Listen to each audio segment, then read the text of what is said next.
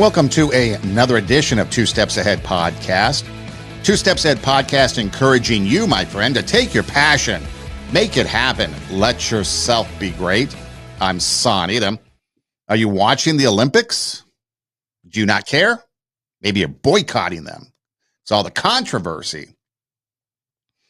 Well, unless you've been living under a rock, or maybe it's not as widely reported as maybe I think, but the Olympics have been they've been going through some struggles.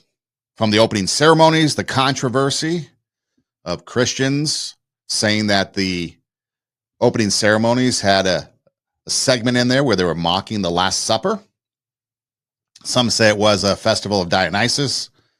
I'll let you decide, but yeah, there was some pretty close representations between the Last Supper and what went on at the opening ceremonies, which included transgender ideology. You've got apparently food issues. They're trying to feed the athletes alternate foods, the living conditions, no air conditioning, crappy beds. You've got the quality of the river, Seine, that runs through Paris, where they had to cancel some events. You've got a boxer that apparently is a guy boxing in the women's division. So you've got all kinds of problems that has kind of led to this focus or the microscope being put on transgender ideology. Now, when it comes to the world we live in right now, it's an election year. And so obviously everything is looked at through the lens of politics. People are pawns. Whether it's transgender ideology, LGBTQ, whether it's the border and immigration, taxes, whatever. Women's right to choose. It's all looked at through a political lens. But what we miss out on is how it affects the person. How does it affect the individual? So there's two ways to look at things. There is the person level, and how it affects the individual. And then there's the society or societal level. How does it affect society? And what should be done in both? Because you can have a stance on the societal level that you think is best for society and people in general. Take, for example, the LGBT or maybe the transgender ideology and gender affirming surgery. On a societal level, you might think that's bad for kids. But yet on a personal level, you might treat it differently, one-on-one. So what I thought we could do in this conversation is discuss what goes on through the transgender ideology from a person level and from a societal level, because it's affecting everybody from the Olympics through politics, through even maybe just your day-to-day living. And so I came across the story of Chloe Cole. She is a young woman, but was a young girl.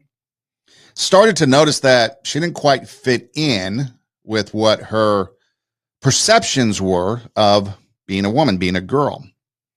The body image issues started to arise, and she started to notice that she was a little different. Or at least she felt a little different.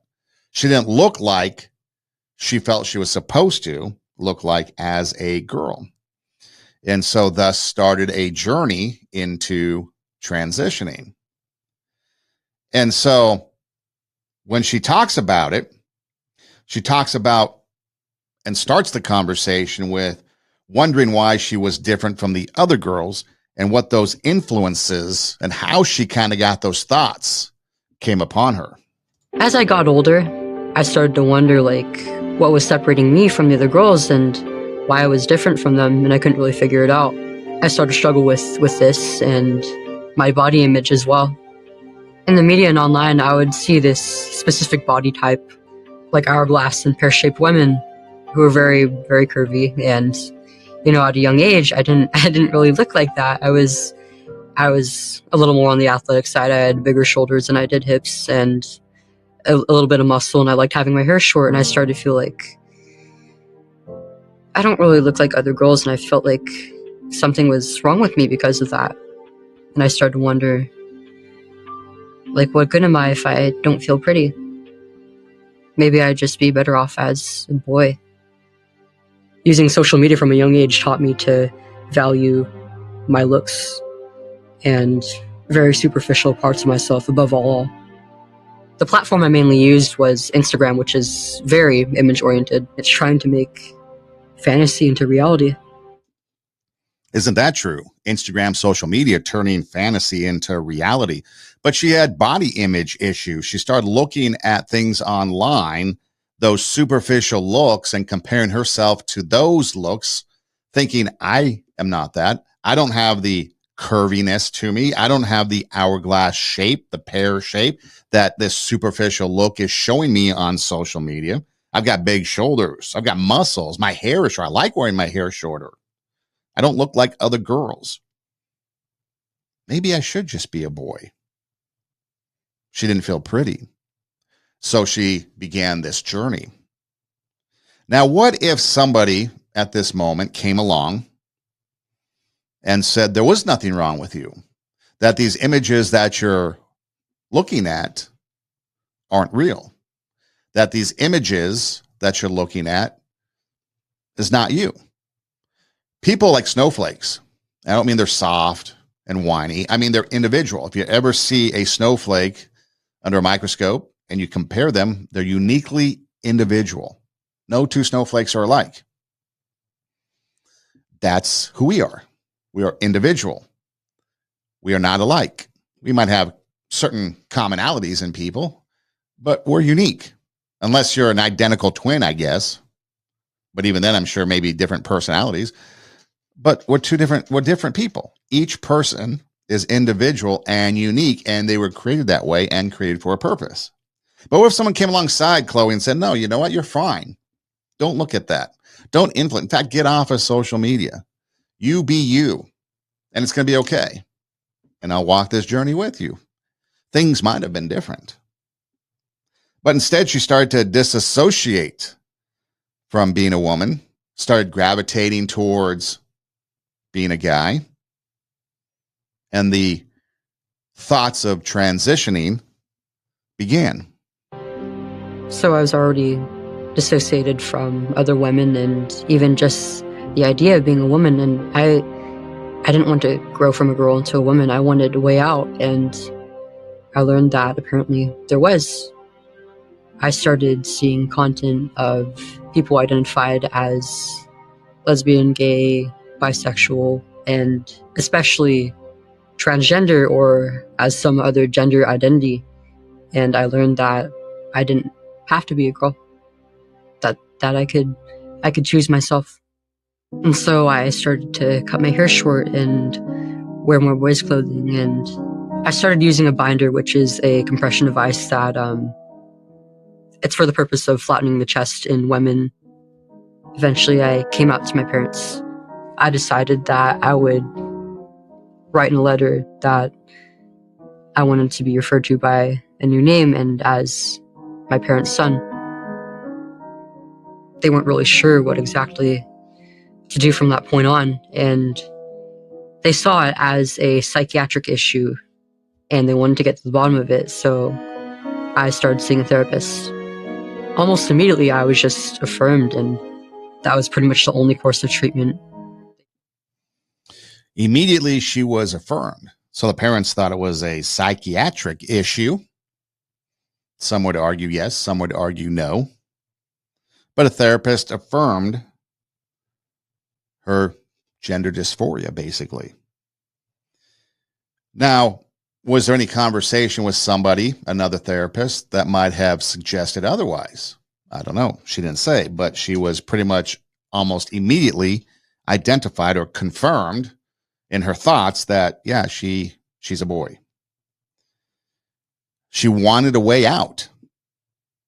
Her parents obviously had no idea. They thought it was a psychiatric thing. Maybe if the parents had talked. See, that's the thing. People don't want, or they have certain ideals that they want for the kids. And sometimes what the kids do is different from what the parents want, and there might be issues. Others, parents are like, okay, you're going to be you, and that's fine. And then others have no issues with their kids because the relationship works so well and there's just no issues. So not really sure what the issues or the relationship between the parents were, but the parents at first weren't very receptive to her idea of wanting to be a boy. But she saw no other way. And she realized she did not have to be a girl because, again, of the influences of social media. So she started wearing her hair shorter, wearing boys' clothes. I guess back in the day, it was just a tomboy. Now, apparently, we're going from girls, tomboys, to just boys. She came out and she wanted to be a son. And so she sought treatment, and right away she became affirmed in her gender dysphoria. Now, this is where it kind of gets the crossroads, I guess you could say. So Chloe Cole's at the crossroads of life. And right now, because of things that influence her, such as social media, such as a therapist, such as other outside influences, and maybe the fact that her parents just thought it was a psychiatric thing instead of sitting down and having a real conversation about it. I don't know. Maybe they did. Just going from the comments that she's saying. Chloe Cole decided to continue on with her pursuit and officially got the gender dysphoria diagnosis. I remember after I got the diagnosis for gender dysphoria, I tried talking to my parents about getting on hormones, and I said that I really wanted to start medicalization. They pushed back on it. They told me that it's not going to fix my problems and that I should wait. And I just felt like they couldn't understand. The medical professionals actually had told them that transitioning was the only way that my dysphoria would resolve, and if I wasn't allowed to transition, that I would be at risk of suicide. They told my parents that, children already know their gender identity by a certain age, so they know what's best for themselves. I was 15 years old at the time that I underwent the removal of my breasts. When I initially woke up from the surgery, I was actually quite happy.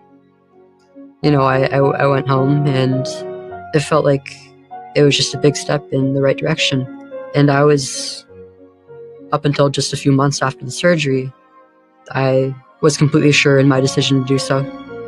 I was celebrated. I mean, the people in this community said they were proud of me, and it was like nothing that I'd ever really experienced before. It was like I really felt supported. I hoped that in transitioning I would become more whole, that I would become my real self, and I genuinely believed that I was a boy. With every step of my transition, I got closer to realizing that I'm just never going to be a man. So she gets the diagnosis and wants to move forward with the hormones. Her parents say, wait, it's not going to fix your problem. There's a lack of understanding between the two. The parents say, wait, it's not going to solve your problem. She's like, this is the only thing I can do. Then the medical profession, I want you to remember this because we're going to talk about this a little bit later in another situation. But the medical professions say transition is the only way. Otherwise, your child's going to commit suicide. That's pretty doomsday of them to say this or that. That's it. Well, there really isn't the extremes. It isn't just transition or suicide. There's probably a lot of other things in between. But see, that's the answer that solves the problem. Because in life, if you notice commercials, whether it be TV, radio, whatever, there is a problem. And we have the solution. Therefore, get our solution. And the solution could be anything. You look at all the, vaccines and stuff that they show on TV for wet MD or for weight loss or for sleepless leg syndrome, for whatever. There's a remedy. If you are a pack rat and you need more space, there's a remedy. If you can't sleep at night, there's a remedy. Whatever it is, if you're hungry, there's a remedy. There's always a problem in advertising, and the solution is what is being advertised. And that's the situation here. There's a problem or an issue, let's call it, because somebody's being offensive, take offense that it's a problem, but there's an issue. And the solution is, according to medical professions, either transition or suicide. But there's a whole lot in between. that probably could have potentially taken place with maybe some more research, some more conversation, some more education, some more understanding, some more conversation, maybe. But the medical profession goes on to say that children know their gender identity at a certain age, so children know best. So at the age of 15, before she is able to drive, before she is able to vote, before she is able to drink, before she is able, trigger warning, to buy a gun, and before she is able to have consensual sex, at the age of 15, she had surgery to remove her breasts, life-altering surgery at the age of 15. She felt great.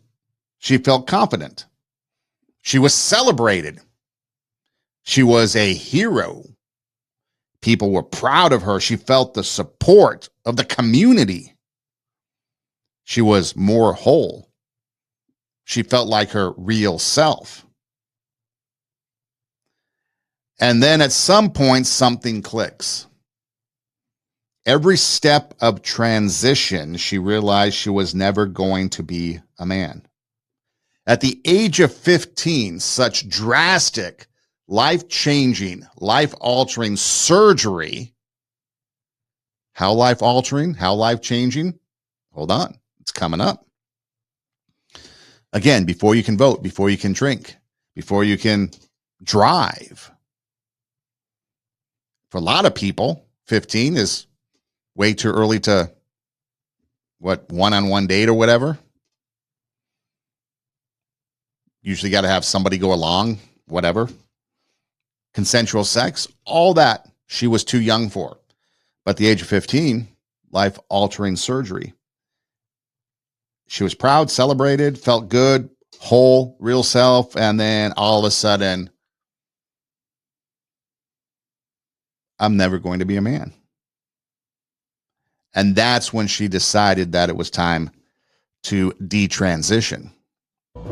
The biggest catalyst leading to my detransition, I think, was a psychology class that I took in my junior year. There was a lesson on child development and maternity and the role that physical affection from a mother and breastfeeding play in a child's later emotional, social, and cognitive development.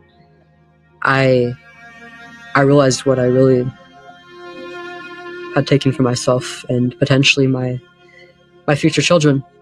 I felt a lot of guilt, a lot of regret, and I can no longer have my breasts. I'll never have the chance to breastfeed my children or bond with them in that way. And I don't know if I'll ever be able to conceive a child even, and if I can, I don't know if I'll carry safely to term. Pretty soon after, I realized that I actually regretted every single step of my transition, and that I wish that none of it ever happened. They act like the science is all settled, that it's been here for decades and it's completely safe, but we really don't know that. We really don't know any of this. Yeah, the medical profession and others will say, the politics of it, the politicians will say, oh, it's been here, science, trust the science. When have we heard that? Trust the science. It's all settled. But we don't really know any of this.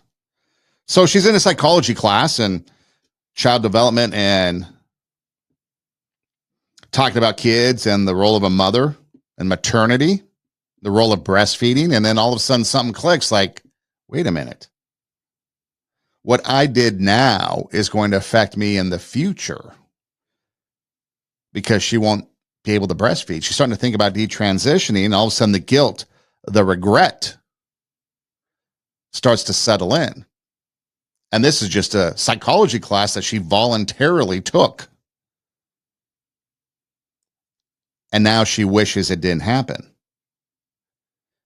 because of the conversation about the touch between a mother and a baby, between breastfeeding that was taken from her by herself. That's what she says. She had taken that from herself and her future kids. See, what happens is they're perceives to be an issue, a problem, whatever, right now. And like I mentioned earlier, with advertising, the problem is now, and we've got the solution. You're hungry right now, go to this drive-through. You've got an issue right now, take this medication. You need a new TV because your TV, you're 70 inches too small, have a 100-inch. It's on sale now. Whatever it is, right? You solve the problem now. We are immediate gratification. Instant gratification is the buzzword. We get upset, we go to social media and we spout off our nonsense on TikTok. Whatever it is, it's immediate. And that's what we do. Take a look at abortion for a quick second. Unwanted pregnancy. It's a problem. We got to do away with that. Oh, we got the answer. Come in here, we'll take it, and we'll solve the problem. Okay, great. But then what people don't understand is what happens down the road. The post-surgery regret, or years later, when maybe that child should have been 15, 16, 17, an adult. And you think about all the what ifs or what could haves. How about a lot of people that initially think that they're going to terminate a child, but then keep it? And then those problems that were back then are no longer an issue. In fact, a lot of times, once the child is born, everything changes. And that I want to get rid of it changes to, look what I've got. Celebrate it. Put it on social media. Cute kid, cooing, burping, farting, all the other things that people post on there. Then eventually you chuck cheese as its head. Anyways, so we have a problem. Here's the solution. Surgery, gender dysphoria, sex reassignment surgery, or gender affirming surgery. And then all of a sudden, everything's okay. You feel whole. You feel complete. You feel like your real self. You're being celebrated. You're being cheered. You're a champion for the cause. Everything's great. Then all of a sudden, you start to have seeds of doubt, realizing you're never going to be a man. Then you take a psychology class to better yourself in education, and you realize that what you've done, you hurt yourself and future kids, if you can even have them and carry them to term, she says. But the regret settled in, and she wished it didn't happen.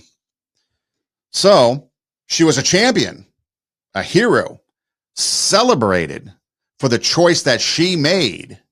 Because remember, it was transition or suicide according to medical professions. There was no other alternatives. Were there any other conversations about things? Probably not, at least according to what she's telling us. And so then the transition regret and the detransition begins. And then it takes on a whole new world. I started talking about my transition regret on my personal social media. I was pretty shocked because almost immediately I was met with hatred by other transgender people who I was friends with online. They would tell me that just by talking about my experience, I was harming an entire community of people. And I didn't want to do that. And I certainly didn't want to deal with the backlash that I was getting. So I gave in to the mob's pressure, and I did stop speaking about it. I find that there's really one big narrative being pushed about transition, and especially children transitioning. They say like, oh, it's better the younger you go, and there's a low regret rate, and people who detransition usually do it because of pressure to do so, or because they're being abused or oppressed, but that's not true. I started to speak to other people online who have detransitioned or desisted, or they regret or question their transition, and there's a lot of them, and the number of them is growing day by day. And this is a very real thing that's happening. You know, over the course of the next few months, I started to realize what was going on, that it happens more often than people realize, and that I was being silenced. She was being silenced. That's what happens, right? You're silenced if you disagree with the political narrative of a left-leaning ideology. You're silenced. So she went from hero to villain. She was met with hate by friends in the community. She was told she was harming transgender community. She received a lot of backlash. So she stopped speaking about it. She was silent. That mob pressure made her silenced. She said there's only one narrative. It's better to be younger and have the transition surgery because there's a low regret rate. Younger. She's 15. How young do you want to go? And then she talks about the number of detransitioners that are happening every day, but we really don't hear a lot about it. I mean, we've talked about some of this before on the show and previous episode about how real this is. And this is, again, on a person level. This is talking about an individual and what she's been going through. Her words of what she went through. You can't take that away from her. That's what she experienced. That's what she felt. That was her life. That was her journey. And now she, I guess, is back to a woman now, female, if you will, and trying to live her life. But she was silenced. And that's how the political ideology is. If you're for something, then yeah, you're celebrated, you're a champion, you're a hero. But if you change your mind, now you're the villain. Now you're harming the community. Now you're hated. Now you're evil. So imagine what that's like. A couple episodes ago, we talked about Aubrey Wyatt and how she was bullied to the point of committing suicide. Now, and from all things, appearance-wise, she seemed like a normal middle schooler, junior higher. Aubrey Wyatt. Chloe Cole, on the other hand, going through a lot of things, so you can only imagine what that was like. The consequences that were involved in each and how it weighed heavy on the individual. And for Aubrey, it was a little too much. So she ended her life. But for Chloe, she was able to survive that and hopefully had a support group or something to help her through. Maybe her parents. But did you ever stop to think what it's like to go through the transitioning process? I mean, I guess first they start off giving you puberty blockers. Not sure which age. I know a lot of states legislation has been put in. But you get these puberty blockers to keep you from changing at the age of 13, 12, 14, 11. And then on top of that, you get sex hormones. So it's either the estrogen or the testosterone, whichever you need. Now, real quick, according to Dutch research, it was suggested that most gender questioning youth on puberty blockers will eventually choose to use these sex hormones. And apparently they can produce permanent physical changes. Now, Chloe, I guess, I'm not sure. I can't really recall if it was one of these or something that I didn't put in her interview, in a conversation. But she mentioned physical changes like an Adam's apple and things like that being produced. Things that you can't change in the hormones. Of course, the surgery, yeah, you can get, I guess, cosmetic surgery, breast augmentation. But again, she talked about breastfeeding a future child. She can't do that. So the damage is permanent. So after you got the puberty blockers and the sex hormones, whether estrogen or testosterone, then you go to surgery. You can have breast removal if you're going from female to male, or augmentation if you're going from male to female. And this is sometimes, it says, according to, I guess, Dutch research, often is offered during the mid-teen years, but typically not until 18 or later. But Chloe Cole was 15, so we know what happens. Remember that person on TV, Jazz? She transitioned at a young age, maybe a really young age. So it happens younger and younger, probably younger than reported, because I'm sure if the truth got out about how young the transitioning and the surgeries are taking place, people would probably really be shocked by it. Reports from doctors and individuals in U.S. clinics indicate that the number of youth seeking any kind of transgender medical care has increased in recent years. So it's going up, and a lot of it has to do with the influence of social media. you're having access to more. And what you're really seeing is access to adults pushing the ideology on young kids.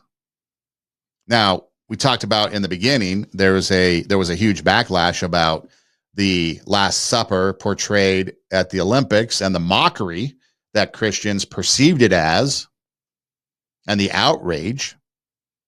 And the Olympic Committee, or organizers, I guess, for Paris came out and apologized, didn't mean to offend anybody. Okay. But you have adults pushing this ideology on young people, like in the Olympic ceremony. Now, let's flip that.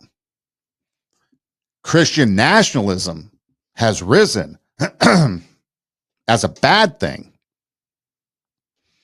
So if you're trying to express Christianity to somebody, that's brainwashing. That's bad. But pushing ideology of transgenderism onto somebody is good. And if they accept it, they're a hero. They're a champion. They're celebrated. See, there's a little difference there. And that's why you have the person level and you have the societal level, which we'll get to in a minute. Now, transgender people in the U.S., and this is where it gets really sad, okay? And I think this is where society drops the ball. Because, again, you're dealing with something that's becoming a multi-billion-dollar industry. You're dealing with a political ideology. You're dealing with pushing something onto somebody. And you're dealing with some mental health issues. Not saying it's a mental illness, but it is a mental health issue. Transgender people in the U.S. have thought about or attempted suicide in alarming numbers, according to a new study from the Williams Institute at UCLA. The study found that 81% of transgendered adults have considered suicide. That's 8 out of 10. That's a lot of people considering suicide.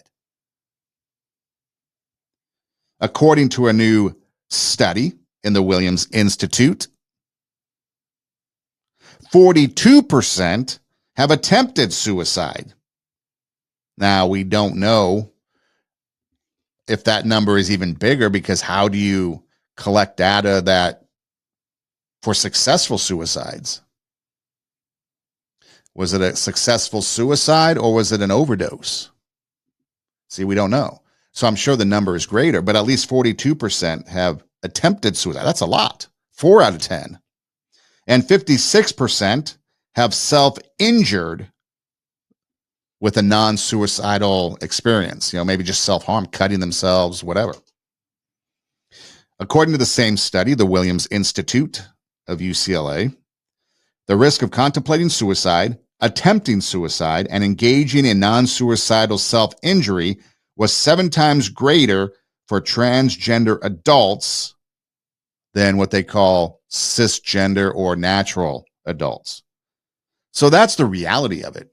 The reality of it is you can push an ideology, you can push an agenda, you can push something to get votes, to stay in power, whatever, to have people to commiserate with, whatever.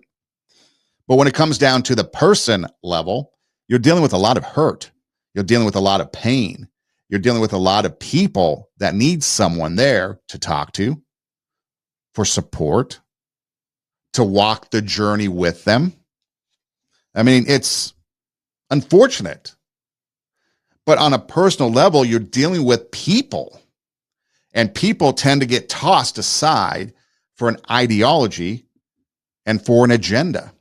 But we're dealing with people. We're dealing with people that have gone through the process, the Chloe Coles of the world, that felt one way. So they transitioned, hero, celebrated, champion, detransitioned, villain, enemy, hate, evil. And then those that did transition, suicide thoughts, suicide attempts, self-harm, bad things, negative things. And there's nothing there. And that's on the person level.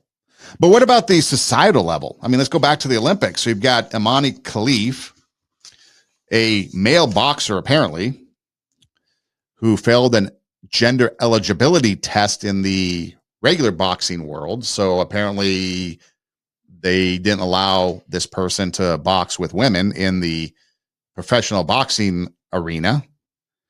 But the Olympics said, hey, yeah, we'll let you box as a woman. So Imani Khalif fights Angela Carini of Italy.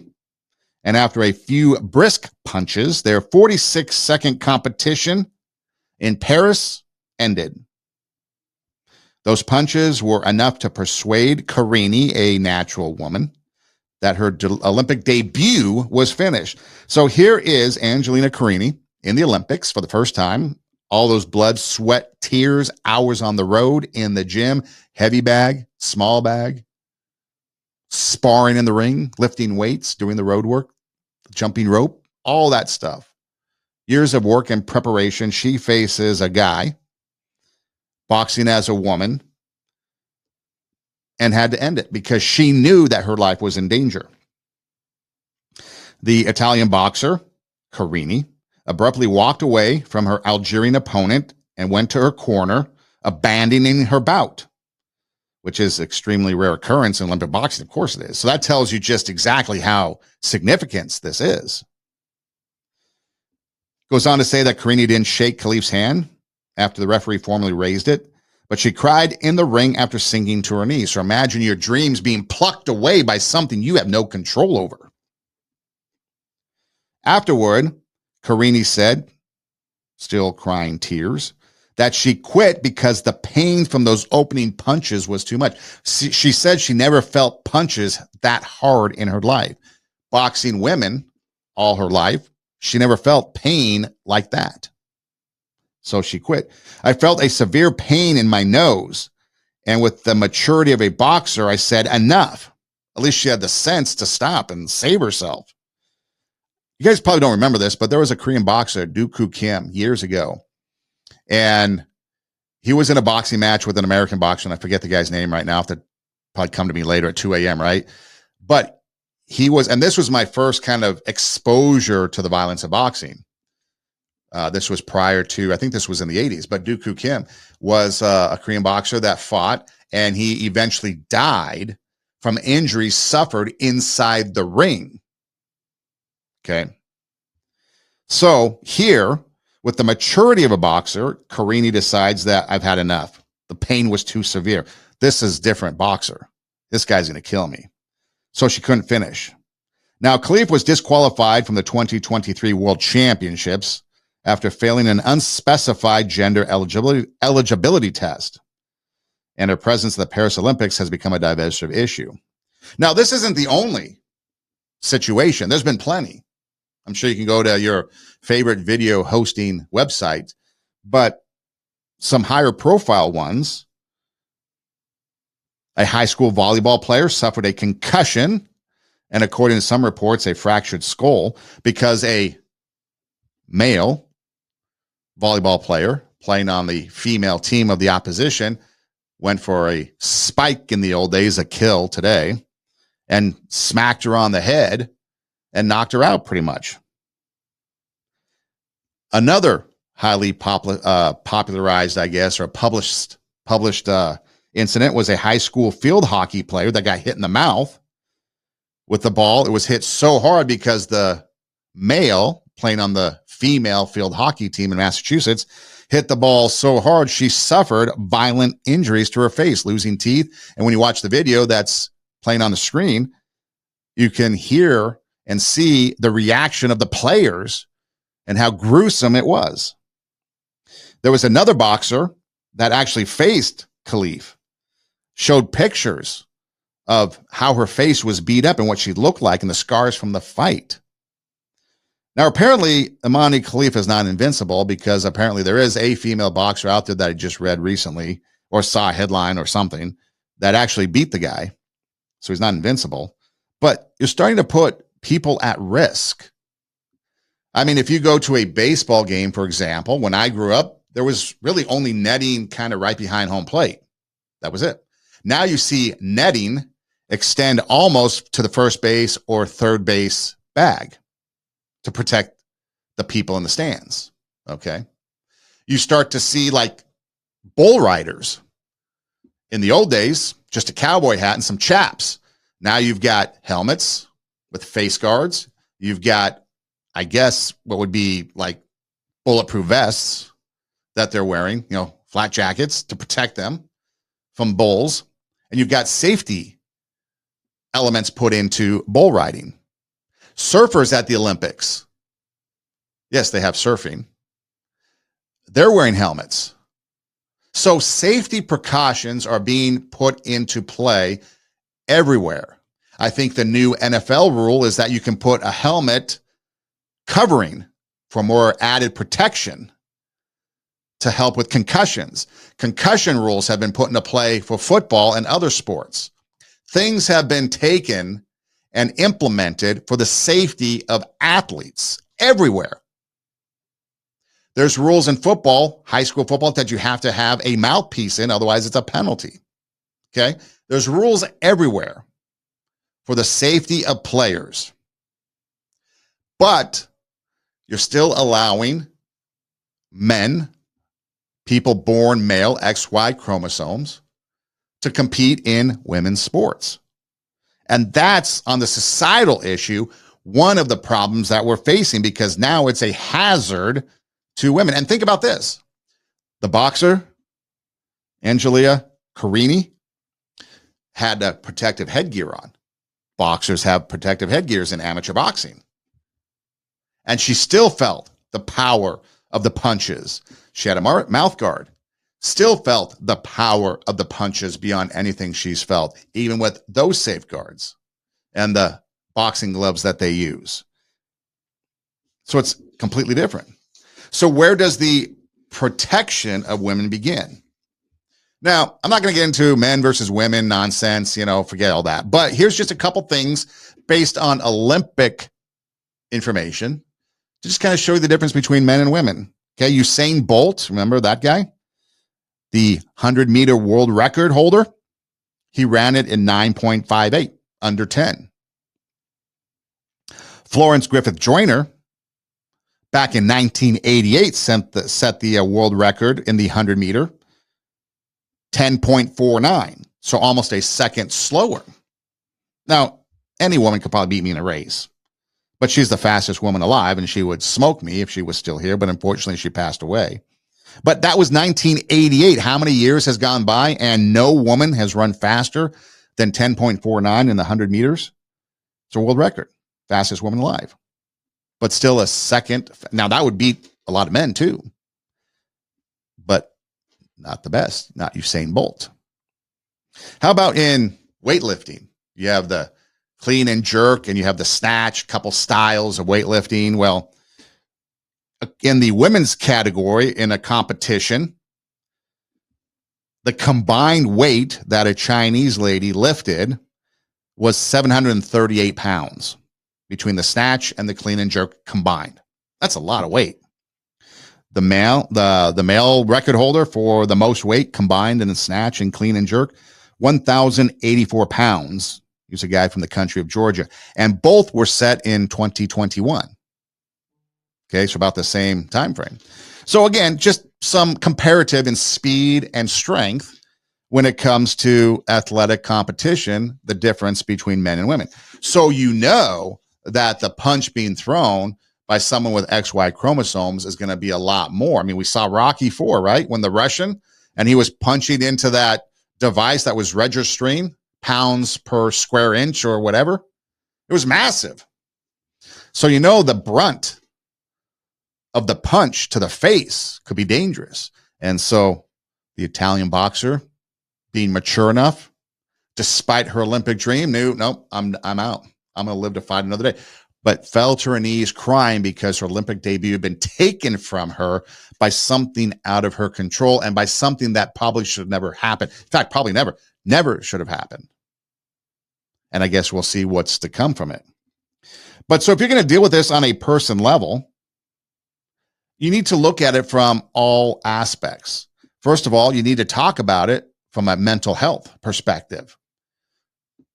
Even when you're outside of any type of ideology, mental health and discussing mental health with people is always a good thing. If you're struggling through something, talk about it. But these type of things probably need a little bit more mental health treatment. You don't have to try to cure. You don't have to try to do anything. But what about just conversate? What about educate? maybe even commiserate, but have some conversations with different people. Don't just go like Chloe Cole said, medical profession said transition or suicide. That's the only option. No, there's a lot more to it than just that. You can talk about it. Talk about counseling. Talk about healthcare. No rush to diagnosis. Try to understand what the person's going through. Okay, so you feel not like you're disassociated with women and femininity. Well, why? Let's talk that over. It's okay to be you. You can wear short hair, wear boys' clothes. It's okay. And maybe things will be different. Maybe promote alternative approaches to gender dysphoria. Maybe check into that. Maybe have support groups where conversation and education can take place. A lot of people talk about universal health care, right? But just think about this. Think of all the gazillions of dollars that's going overseas to like Ukraine, for example, and their war with Russia. Imagine that money being used here at home for things like this and other things, homelessness and other stuff. All the foreign aid that we give to other countries, sure, some of it's extremely important because it provides resources for them over there. But what about some of these other stuff that we give that's unnecessary that we can be using here? So on an individual level, a person level, we need to look at the person and deal with it as a person with emotions, feelings that are true and real to that person, whether or not you agree with it. But on a societal level, we need to protect natural women.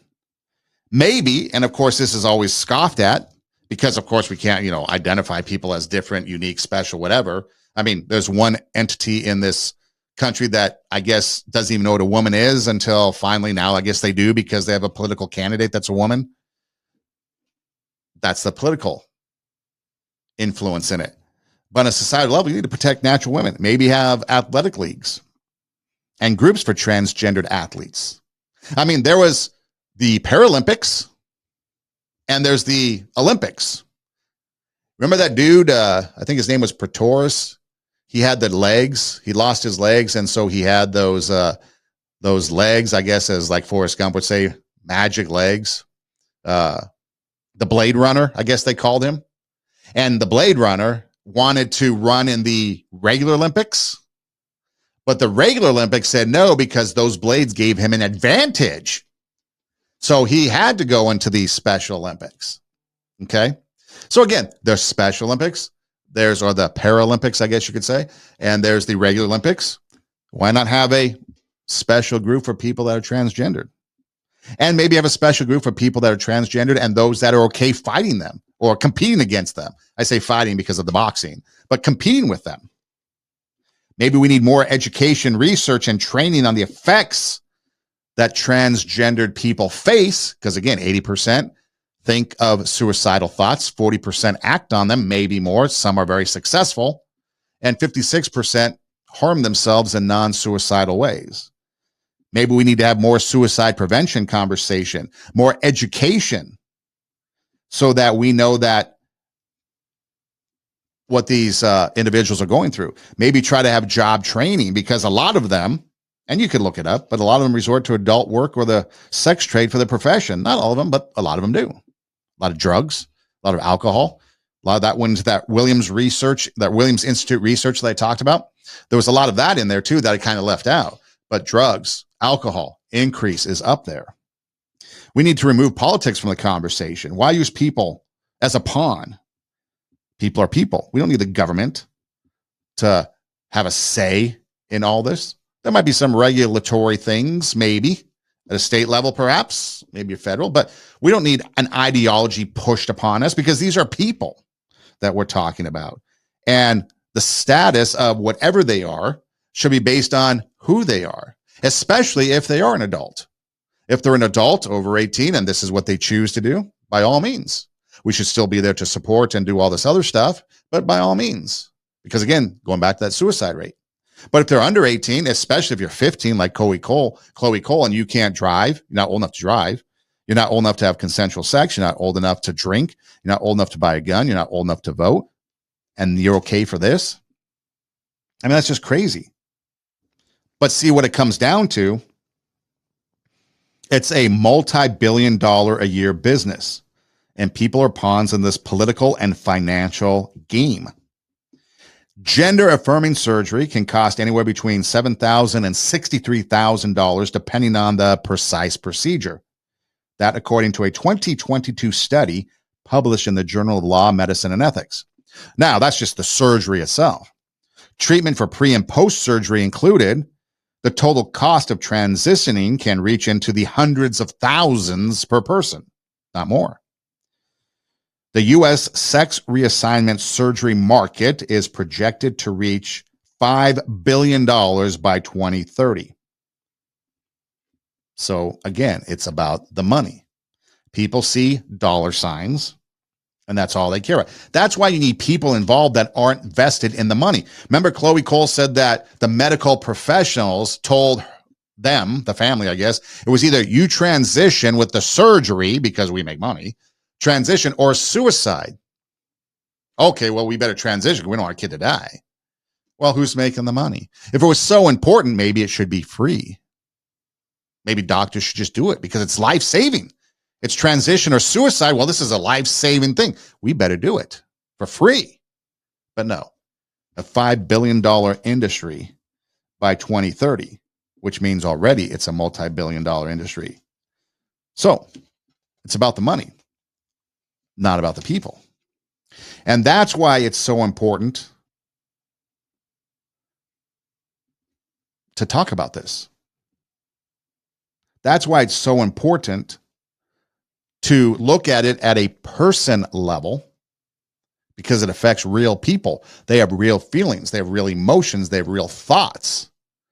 Whether it's Chloe Cole thinking, well, I'm not identifying with, I'm disassociating with women. I like short hair, dress as a boy. Maybe I'm a boy. To, okay, I've transitioned. Everything's smooth. Well, now I changed my mind and I want to detransition. To, I'm already transgendered and I'm thinking about killing myself. Those are real thoughts. Those are real things going on in people, and people are valuable, no matter what. People are value. You could take this conversation to illegal immigration. Those illegal immigrants coming here, those people individually are valued. Now, of course, there's a lot of criminal element coming in, and that's a conversation for another story, but I'm just saying. But on a whole, a political level for this country, yeah, we can't be having millions and millions and 20 million people invading our country. We don't have the resources. We don't have the housing. We don't have the food. We don't have the infrastructure and so on. But again, conversation, different story. But again, we're dealing with people. And so that's why we need to have the conversation, because at a person level, these are real things for people. And we need to have compassion on these people. We need to have compassion for people, period. And try to help them as much as we can, but our government doesn't care because they're a pawn. We're pawns in a political game for them to keep power. That's all they care about is power and money.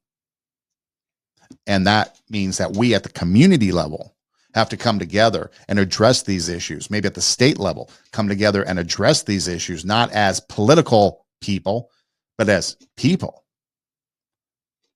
But then on the societal level, you got to take a stance because you're hurting natural women. Volleyball, boxing, field hockey, track and field. How about men in women's bathrooms? We're not even getting into that, but men in women's bathrooms. You really want a young child in a women's bathroom and some dude walks in and just drops drawer and there's everything for everyone to see? Because there are people that will take advantage of that. There are all sexual deviants out there as well. Okay. That's why you have to look at it from a person and society and deal with it. You can't just one size fits all. I talk about that all the time. There is no one size fits all solution. And what we have to do as a country, which we should have been doing for a long time, we should have been addressing this issue, but no. Instead, we want the issue out there because it's a political issue and we can stand there on CNN, MSNBC, Fox News, whatever, and spout off whatever. I'm going to do this for you when I'm elected. Well, you've been in Congress for 40 years. You've done jack. You've been in the White House for 4 years. You've done jack. You've been in the Senate for 100 years and you've done nothing. Problems persist because they use it to come to us every 2 to 4 to 6 years for re-election, promise us the world, and they give us nothing. And we buy into it hook, line, and sinker. But people are people, and that's what we have to remember. We might not feel these things. We might not think these things. It might not affect us, but it affects somebody else. And we need to respect that and think about it, but we also need to look at it from the two different perspectives. How is this affecting the person? And let's approach it that way. How is it affecting a society? Let's approach it that way. And society could be political, criminal, sociological. I mean, think about the mental health. I mean, could you imagine like an 8-year-old, 7-year-old, 6-year-old, 12-year-old walking into a women's bathroom and there's a guy in there, or in the shower and there's a naked guy in there with male genitalia? The mental health that child's going to need. It's unbelievable what's going on and what's accepted. And we can't just stand there and let it continue. So yes, if you were offended by the Olympics opening ceremony, especially if you're of a religious persuasion, be outraged. It's fine. You can be outraged. I know there's other people in the Christian world that are condemning these Christians that were outraged, calling it for hate. Well, you do you if you want to do that. I would suggest that you show in your truth, which is your outrage, you show some grace and maybe tone down the rhetoric, but you can be very forceful, straightforward. You can be angry without sinning. Absolutely. And you can show that anger through your emotion without sinning. But if you're outraged about that, be outraged. Don't be silenced. If you think this boxing thing is outrageous, say so. It's okay. But again, the manner in which we do it should be in truth. As long as we're speaking truth, which is hard to find these days in society, in truth, and maybe we should have a little grace, tone it down a little bit, keep it on message. You can still be angry. You can still have your emotion. If you're speaking in the truth that I was disappointed in this, I don't agree with this, I see it this way, this is the reasons why. But I'm in truth and I'm restraining myself, not calling you names, not cursing you out, not condemning you to hell, all that, then you're going to be fine. Don't be silenced. Speak out. Because there's a difference between those that are going to try to silence you because you disagree with them, like they tried to silence Chloe Cole. It's okay to speak out. Speak out in truth. Speak out with grace, but be bold. And you can be angry and sin not. But it's up to you. People are people. I guess Depeche Mode said it. People are people. Why should it be that you and I get along so awfully? Who knew that Depeche Mode had some words of wisdom for us? It's up to you. This is Two Steps Ahead podcast, encouraging you, my friend, to take your passion, make it happen, let yourself be great. Check out our website, radiowarp.com. That's radio, W-A-R-P. You can click on the Two Steps Ahead podcast show logo. It'll slide across the page. Click on that. All of our past shows pop up in video form. You can click the orange link across the center of the page. It takes you to our SoundCloud, which is our audio page. You can download episodes, take them with you on the go. There's also some other things on radiowarp.com that you might find interesting, other shows and so forth. So check it out, radiowarp.com. We are on Instagram, Facebook, social media, TWO. Everything with the two is TWO. So Two Steps Ahead podcast, Instagram, Facebook, and so on. You can listen to the podcast anywhere you listen to podcasts. We're on Rumble, YouTube. You can just do a Google search or an internet search of TWO. Two Steps Ahead podcast, and a show pops up. Hey Siri, hey Google, hey Alexa, play TWO, Two Steps Ahead podcast. Our show will play. So we're pretty easy to find. You can email the show at twostepsaheadpodcast@gmail.com. That's Two Steps Ahead podcast, gmail.com. And again, TWO. So we're pretty easy to reach. We're pretty easy to find.